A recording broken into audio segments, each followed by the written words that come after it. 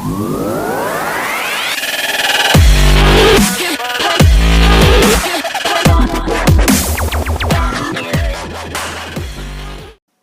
Friends, welcome to another video of all about cars. और अभी तक आपने इस चैनल को सब्सक्राइब नहीं किया है तो सब्सक्राइब कर दें and press the bell icon to get latest video updates.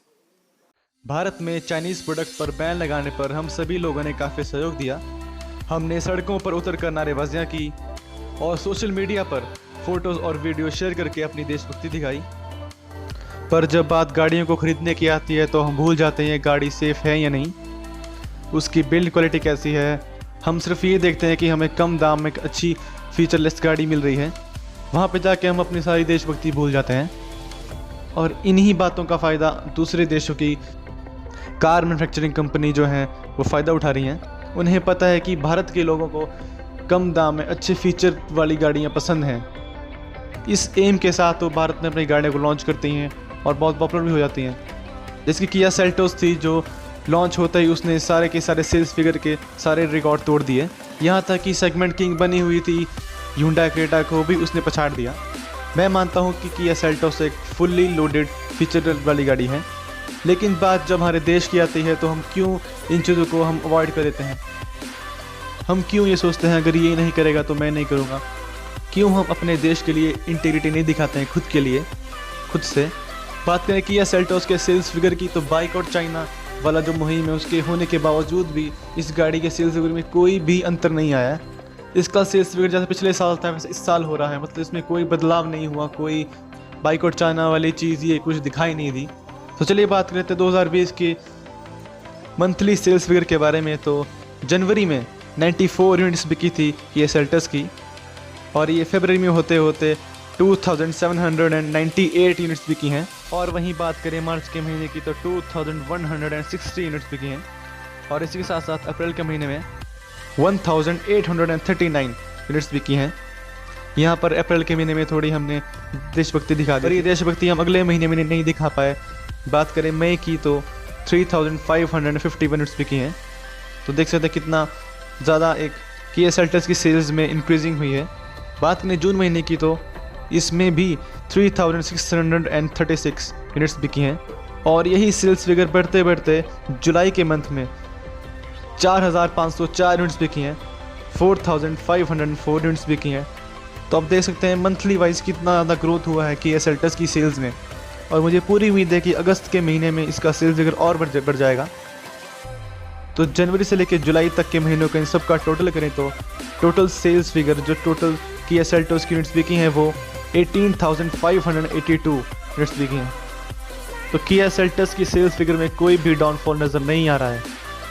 बात करें एक और मेड इन चाइना गाड़ी की तो वो है MG Hector plus, MG Hector plus कह सकते हैं आप, जो कि अभी रिसेंटली लॉन्च हुई थी।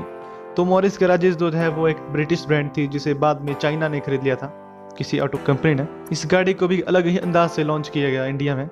इसके लॉन्च होते ही हमने इसे काफ़ी पसंद किया, और करते भी क्यों ना। इसके डिज़ाइन, इसके फीचरिस्टिक थे जो हमें काफ़ी अच्छे लगे और हम इसे इग्नोर नहीं कर पाए।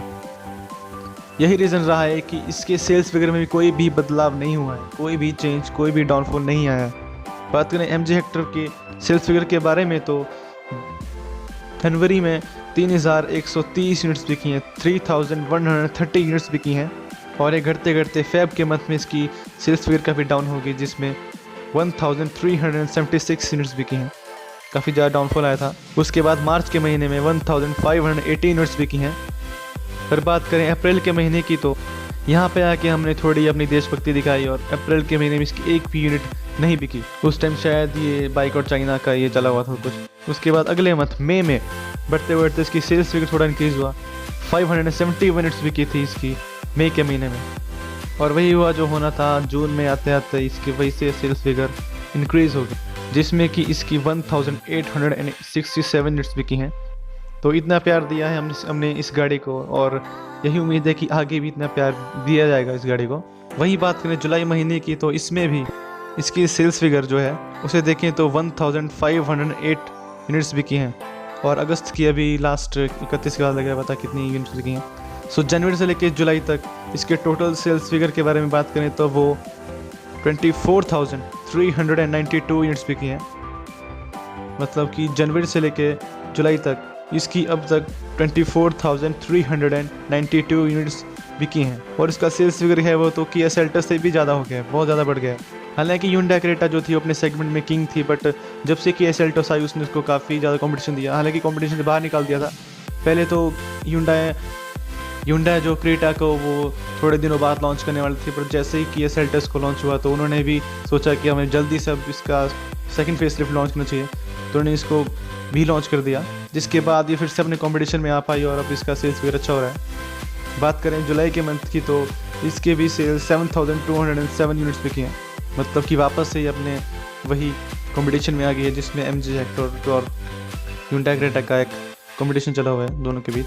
पर इसका सबसे ज़्यादा नेगेटिव इम्पैक्ट जब किया सेल्टोस लॉन्च हुई उसका पड़ा टाटा हैरियर को। जैसे ही टाटा ने हैरियर को लॉन्च किया वैसे ही किया सेल्टोस ने पीछे से आके अपनी सेल्टोस को जो है वो लॉन्च कर दिया, और इसी कारण जो है वो हैरियर जो थी वो कंपटीशन में नहीं टिक पाई, क्योंकि लोगों का ध्यान हैरियर के ऊपर इतना जा नहीं पाया, क्योंकि किया सेल्टोस के जो फीचर्स थे और जिस प्राइस रेंज में ये गाड़ी आ रही थी लोगों ने ज़्यादा प्रेफर किया सेल्टोस को किया। लेकिन इसमें टाटा मोटर्स ने भी एक बहुत बड़ी गलती की, और एक गलती ये की कि उन्होंने टाटा हैरियर को लॉन्च करते ही उसमें सिर्फ और सिर्फ डीजल इंजन प्रेफर किया, उसमें सिर्फ डीजल इंजन को इंट्रोड्यूस किया, जिसमें कि पेट्रोल इंजन और पेट्रोल टर्बो को लॉन्च नहीं किया। जिन लोगों ने पेट्रोल इंजन की तरफ जाना था वो नहीं जा पाए, क्योंकि उनके पास कोई और अल्टरनेटिव था ही नहीं। टाटा हैरियर तब डीजल इंजन में आती थी। हालांकि टाटा ने कहा कि हम कुछ दिनों में टाटा हैरियर के पेट्रोल इंजन और टर्बो इंजन को भी लॉन्च करेंगे, लेकिन टाटा ने जो है वो पिछले साल 2019 तक में उन्होंने मार्केट में पेट्रोल इंजन को इंट्रोड्यूस ही नहीं किया, जिसका कारण ये रहा कि टाटा हैरियर की टोटल सेल 2019 की बात करें तो सिर्फ और सिर्फ 15,000 यूनिट्स बिकी थी। सिर्फ 15,000 यूनिट्स बिकी हैं टाटा हैरियर की पिछले साल 2019 की बात करें तो। हालांकि इसके बाद BS6 नॉर्म्स होने के बाद टाटा हैरियर ने इसका BS6 सेकंड फेसलिफ्ट लॉन्च किया, जिसमें इसकी BS6 इंजन में जो पावर प्रोड्यूस होती है उसमें काफ़ी कुछ नया देखने को मिला। पहले जो टाटा हैरियर का जो इंजन था वो 140 PS की पावर प्रोड्यूस करता था, जो कि BS6 के साथ बढ़ते बढ़ते 170 PS का हो गया। और साथ साथ न्यू हैरियर में इसके काफ़ी फीचर्स को अपडेट किया गया, जिसमें कि पैनोरामिक सनरूफ के साथ काफ़ी कुछ नए बदलाव किए गए। लेकिन 2020 के आने के बाद, लॉन्च होने के बाद भी इसमें पेट्रोल इंजन नहीं दिया गया, जो कि बहुत ही ज़्यादा नेगेटिव पॉइंट है। हालांकि टाटा जो है अब हैरियर के साथ साथ एल्टोस का भी पेट्रोल टर्बोचार्ज इंजन लॉन्च कर सकती है।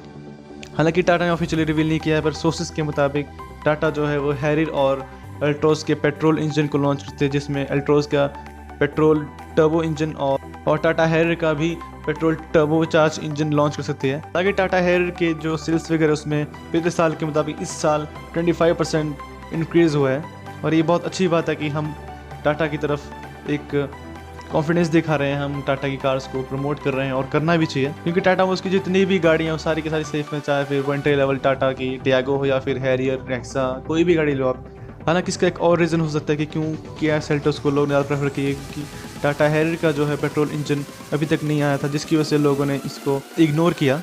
पर अब देखना ये होगा जब पेट्रोल इंजन टाटा हैरियर का लॉन्च होगा उसके बाद किया सेल्टोस और टाटा हैरियर का सेल्स फिगर कितना इंक्रीज़ और डिक्रीज़ होता है, क्योंकि आप सबको पता है कि टाटा हैरियर जो है वो D8 प्लेटफॉर्म ओमेगा पे डिज़ाइन हुई है, जिसमें कि रेंज रोवर और इवॉक और जैगुआर EPS जैसी गाड़ियाँ, लग्जरी गाड़ियाँ जो है वो डिज़ाइन की जाती हैं। उसी एक प्लेटफॉर्म पे टाटा हैरियर जो है वो डिज़ाइन की गई है, और इस सेगमेंट की सबसे अच्छी और सबसे ओरिएंटेड कार जो है वो टाटा हैरियर है, जिसके बावजूद भी हमने इसे इतना अंडर एस्टिमेट किया, और इसका रीज़न भी किया ही है, क्योंकि ये जो है हम पे डिपेंड करता है कि हमें किन गाड़ियों को लेना है, फिर चाहे वो चाइना या फिर और भी किसी अदर कंट्री की कार ब्रांड हो, या फिर हमारी भारत की इंडिया की गाड़ियाँ जैसे कि महिंद्रा और टाटा। कुछ लोगों ने पिछली वीडियो में ये भी बोला कि किया सेल्टोस जो है वो एक चाइनीज़ नहीं, एक कोरियन ब्रांड है, और कुछ ने ये बोला कि किया सेल्टोस की मैन्युफैक्चरिंग इंडिया में होती है तो वो मेड इन चाइना कैसा है। तो मैन्युफैक्चरिंग चाहे किसी भी कंपनी की हो, चाहे वो किया हो, सुजुकी, कोई भी कंपनी हो, लेकिन जो कंपनी की जो कंट्री है वो तो बाहर की है ना। जब हम उनकी गाड़ियों को खरीदेंगे तो उनका सेल्स फिगर अच्छा होगा तो उनको फ़ायदा होगा, उनकी कंट्री को फ़ायदा होगा, उनकी इकनॉमी बढ़ेगी, तो इसमें फ़ायदा उनका हो रहा है, चाहे वो किसी भी कंट्री की गाड़ी हो, चाहे वो चाइना हो, अमेरिका हो, किसी भी कंट्री की हो, है तो बाहर की ना। और इसी का एक सहारा लेकर किया ने एक और प्रोडक्ट लॉन्च किया है, जिसको आपको पता है कि किया सोनेट, जो भी रिसेंटली रिवील किया था किया ने। इसकी लॉन्चिंग पता नहीं हुई कब होगी, बट और किया ने सोनेट को बहुत ही चालाकी से लॉन्च किया, मतलब इसको ये दिखाया कि एक मेड इन इंडिया गाड़ी है। किया सोनेट का डिज़ाइन जो है वो इंडिया के ऊपर बेस है, जैसे कि किया ने सेल्टोस में किया था वैसा ही किया ने सोनेट में भी है, जिसमें कि बहुत ही ज़्यादा एडवांस फीचर दिए हैं, जिसकी वजह से लोग काफ़ी अट्रैक्ट हो रहे हैं इस गाड़ी की तरफ। और मुझे ये उम्मीद है कि जैसे कि सेल्टोस की सेल्स फिगर में इतना ज़्यादा इजाफा है, वैसे इसी गाड़ी का भी इतना होगा। तो किया सोनेट को भी इग्नोर कर पाना काफ़ी मुश्किल होगा भारतीय लोगों के लिए, क्योंकि इनको पता है कि भारत के लोगों को किस तरह की गाड़ियाँ चाहिए। तो हम चाह कर इन्हें इग्नोर नहीं कर पाएंगे। अगर हम खुद से चाहें तो हम इन्हें इग्नोर कर सकते हैं और इनकी सेल्स फिगर काफ़ी कम कर सकते हैं। लेकिन क्या करें, है तो इनक्रेडिबल इंडिया ना, सबको अपनी अपनी पड़ी है, सबको अपने ही बारे में ध्यान देना है, सबको अपने बारे में सोचना है कि नहीं मैं नहीं करूँगा तो क्या हो जाएगा, ये नहीं करेगा तो क्या हो जाएगा, मेरे ना करने से क्या हो जाएगा। अगर हम सभी यही सोचेंगे तो फिर देश का क्या होगा। अभी रिसेंटली 15 अगस्त हुआ तो हमने सबने काफ़ी अपनी देशभक्ति दिखाई, सोशल मीडिया पे काफ़ी पोस्ट की, शेयर की, पर ये देशभक्ति सिर्फ बाहर से ही है। अगर हम अंदर से चाहें तो हम अपने देश के लिए कुछ कर सकते हैं दिल से। देशभक्ति नहीं कर सकते, कम से कम प्रमोट तो कर सकते हैं हम इंडियन ब्रांड्स को, लेकिन प्रमोट करने के बजाय हम उनकी नेगेटिव चीज़ों के बारे में बताते रहते हैं। टाटा की सर्विस अच्छी नहीं है, हालांकि सर्विस भी कहीं पे अच्छी है कहीं पूरी है, ये आप पे डिपेंड करता है, और टाटा इसके ऊपर भी सुधार कर रहा है।